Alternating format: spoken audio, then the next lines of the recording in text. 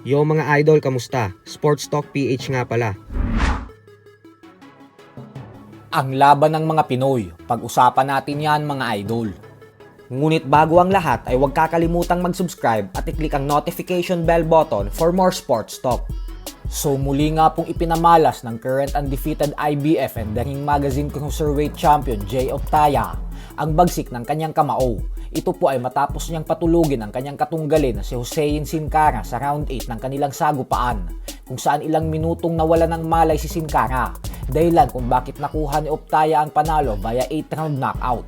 Dahil sa panalong ito ni Optaya ay umabante na ang kanyang napakalinis na undefeated record sa 29 wins with 23 knockouts at walang talo. Target ni Optaya ngayon labanan para sa isang unification fight ang current unified WBO and WBA Cruiserweight Champion Gilberto Ramirez.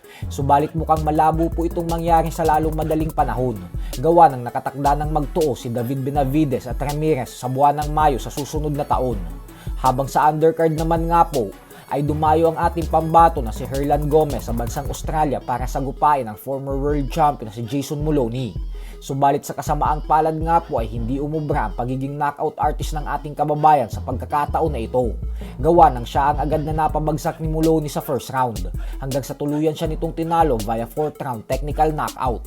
Dahil dito ay nanggagaling na ngayon sa dalawang magkakasunod na talo si Gomez at lumagapak na ang kanyang record sa 14 wins with 10 knockouts sa 3 talo.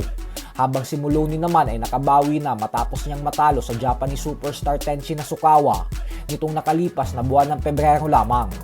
Samantala sa bansang Japan naman nga po ay buguding manalo ang isa pa nating pambato na si Pete Apolinar matapos nitong matalo via lopsided unanimous decision sa kamay ng undefeated Japanese prospect na si Kenji Fujita sa score na 99-91 at 97-93. Huwag din po natin kakalimutan na mamaya na ang mga bigating laban sa pagitan ni Pitbull Isaac Cruz at Lamont Roach Jr.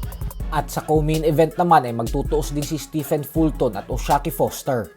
Sa kabilang banda naman mga idol ay nagpasalamat naman nga po ang ating kababayan na si BKB Super Welterweight World Champion Rolando D matapos niyang masungkit ang kampyonato kahapon. Good morning sa lahat. Sorry hindi ako pag-reply sa mga comment nyo kasi medyo damaged yun talaga ako. And I almost died trying to be just to get the world title.